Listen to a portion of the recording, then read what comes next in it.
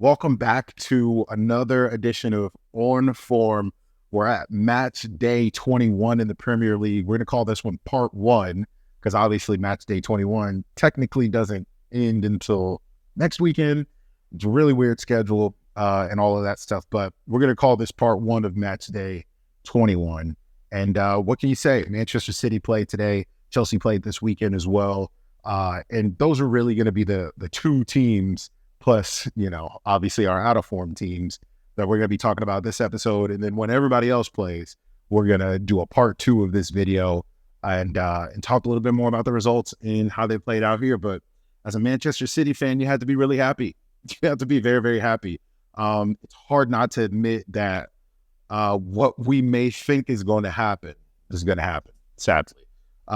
Pep just finds a way to win these important games, right? The substitutions, the tactical adjustments in the second half, everything was there, right? And then you got the assassin on the bench, Kevin De Bruyne, who could go down as the greatest midfielder that the Premier League has ever seen. I mean, have we seen a midfielder impact the game the way that Kevin De Bruyne has? I think the closest comparison that I can honestly think of to Kevin De Bruyne to any other player is Steven Gerrard, right? He's like a region, or you know what I mean, of Steven Gerrard, and he can pick a pass from anywhere with that right boot. He can smash one in from 30, 40 yards out. He can pass the ball. He's a little bit more finesse than Steven Gerrard. Steven Gerrard is a very powerful player, but KDB has that in his locker as well. And it's just, what do? He only needed 25 minutes to change the whole course of the game, right? And I know I talked about this in a previous video of just having players that can produce magic in the game. In this game, it only strengthens that argument, right? When I talk about Arsenal and how Arsenal, they don't necessarily have that player that can pop up and produce a magic moment or multiple magic moments in a short amount of time, like a Kevin De Bruyne, like a Erling Haaland, like a Bernardo Silva, like a Mohamed Salah, like a who else? Diogo Jota, I would even put in that category, where they can have a quiet game the entire game, and then boom, they can just turn the game on the upside down on its head with just a swing of a boot. And when you have that in your back pocket, it's hard to write yourself out of games, right?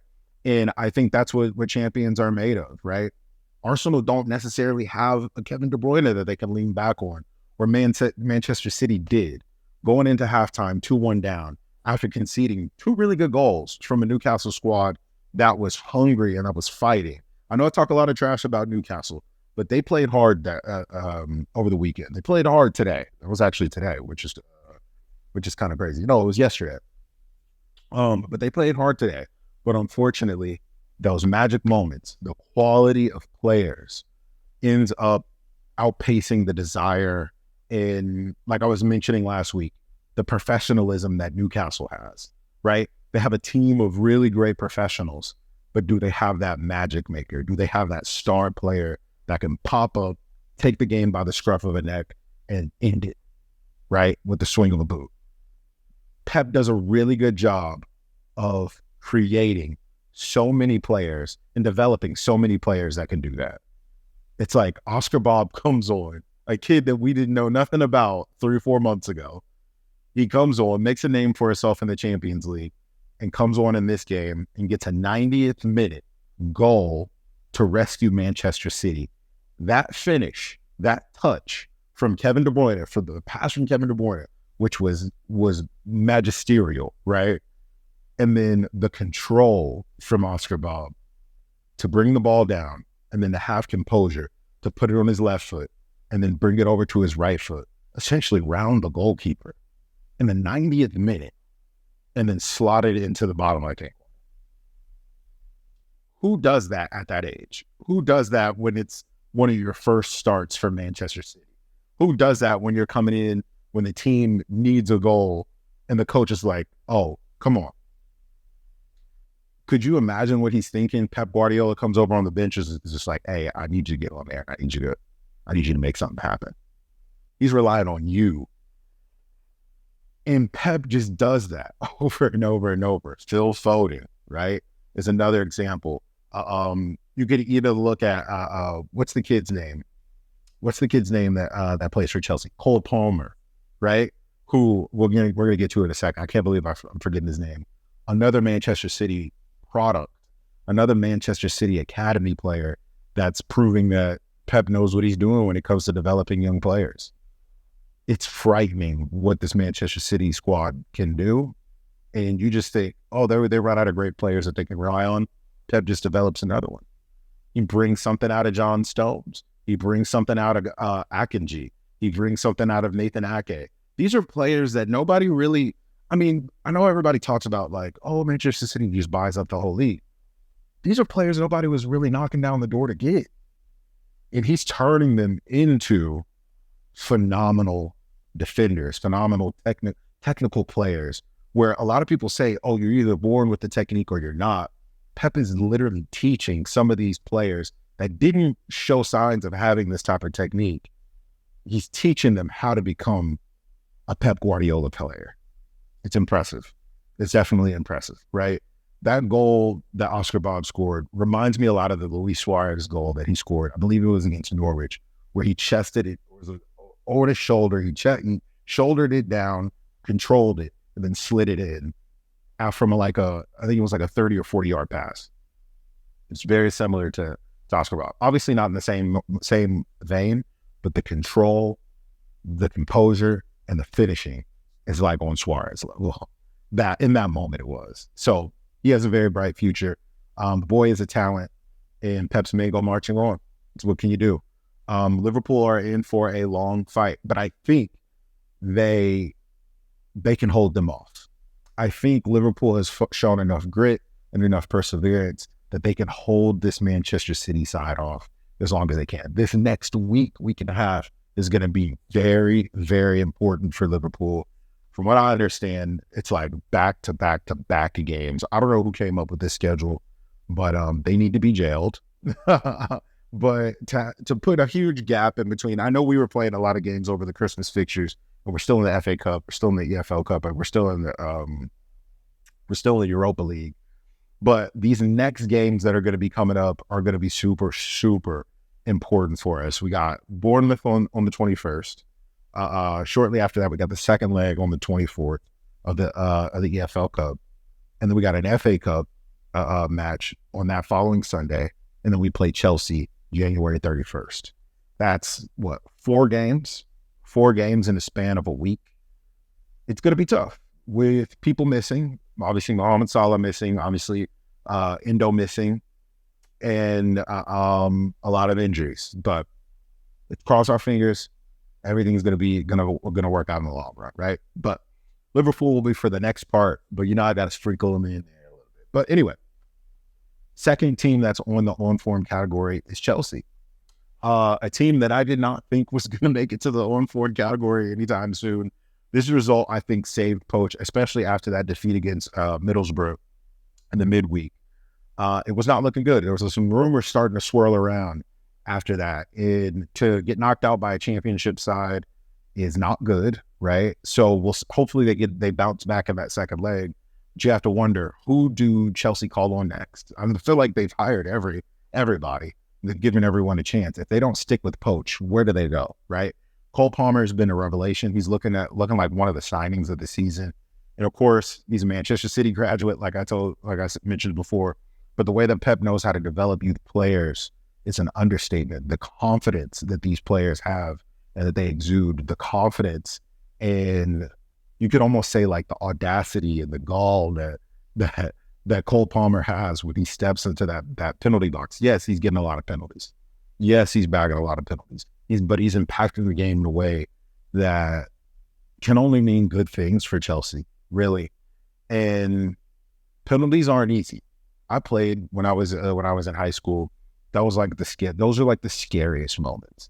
Stepping up to that center circle and trying to get it past just you and the goalkeeper. And I'll only have my mom on the sidelines. I can't imagine a stadium full of 30, 40, 50,000 people all screaming at you, and to have the confidence and have the ice in the veins to slot it and then do that celebration. Crazy, man. So they have a gym in Cole Palmer. Hopefully he stays healthy. Hopefully he stays fit and he keeps adding layers to his game. But sometimes, those are the hardest goals to really put away. But good result for them. I know it wasn't insanely convincing, but it's a well-needed outcome with a team that's obviously been struggling a little bit. They're putting wins together back to back. I was going to put them in the loser category, not because of the results from this weekend, but just the luck that they've had with injuries. The injury to Nkunku obviously is going to be something that's going to hurt Poach big time. For him to be out long-term again and to sustain an injury in training, it's the worst. That's like the worst type of injury that you can get, right? And Lavia, right? Lavia hasn't even played a single match for Chelsea just yet, and they paid big money for him. Caicedo was looking like he's worth maybe half the price that they paid for him. So I was tempted to put him into the out of form category just based off of some exterior factors. But this week I focused on the result, and it was a result that was well needed. And for them to come off of that loss and then bounce back with a solid 1-0 victory, I think those are the best victories to gain confidence back in. We'll put them in the on-form category for now, right? And now for the out-of-form teams for this week, it has to be Newcastle. Everyone else kind of got a result. I was going to throw Aston Villa into this mix, but I feel like they've just been overachieving anyway. But Newcastle, it feels like they've been underachieving this season. Yes, they did overachieve last season by getting that Champions League spot, but I remember everyone saying that they deserved it. So it's hard to say that, we overachieved last season, when at the time everyone was saying you were one of the best teams in England and that they were dangerous. Everyone needed to watch out for Newcastle.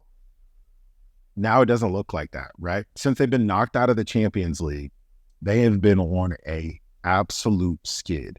And I don't know what it is with this team, but they constantly look tired. After the 30 to 45 minute mark, they look so damn leggy. And I really don't know what it is, because they're essentially out of almost every cup competition. They're essentially playing only one time a week. Yes, they do have the injuries, but it's like, why is the team so tired all the time? And yes, you can't rotate it as much as you really want to because that injury list is so long, but you're playing one time a week. These players should be fit. They should be up to that level.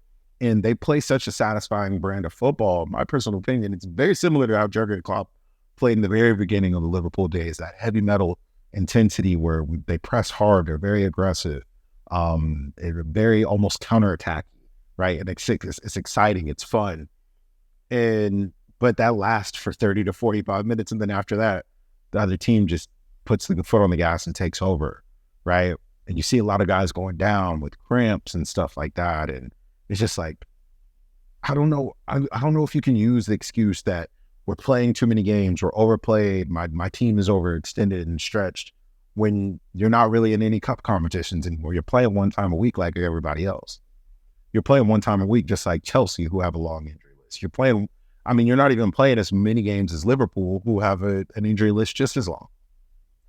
Plus players who are out on an AFCON or in the Asia games. Why are they still getting results? This is what separates the world-class managers that can go on, help their team qualify for Europe year after year after year, win trophies, versus the good managers. And I think that's Eddie Howe. Eddie Howe is a good manager, but he's not a great manager. He's not a world-class manager that can continue to produce over and over and over. And that's why when you get one of those managers, you don't let him go. You don't fire him. You stick with him, right? So I'm not sure if Eddie Howe is the man for the job. And I'm seeing a lot of rumors and articles that they're looking to sell players now to stay in compliance with financial fair play. And it's confusing me, because I'm just like, who did they buy that's making them? Who did they buy that's making them break financial fair play? This team is, in my opinion, is very weak. It's not on a level where they can compete with the Manchester City, and they can compete with the Liverpool, and they even can compete with an Arsenal team. Great professionals, very good, hardworking players, but do they have a KDB that can swing a boot and end it? Do they have a Haaland that can swing a boot and end it? Do they have a Salah that can swing a boot and end it? No. So who did you pay all that money to? How are you breaking FFP? Okay, there's Tonali and there's Bruno that's coming to mind, that are players of note that I know are world-class or can get to a world-class level. Where's the money going? Who else did we buy? Kieran Trippier? Sven Botman? I don't know. I'm really confused, right? With 4 losses in a row, I'm afraid things could potentially get worse for Newcastle before it gets better. Maybe an overhaul is needed. I mean, they're almost in the bottom half of the table here. I believe last time I checked, they were sitting at 10. Let me double check. I believe they're sitting at 10. They are. And they're really close to being in the bottom of the half of the table. Fulham go on a run, Bournemouth go on a run. We could be looking at them, I don't know, getting close to a relegation battle if things don't get better. Newcastle fans should be worried and probably are very, very worried right now. If I was one, I would be at least, right?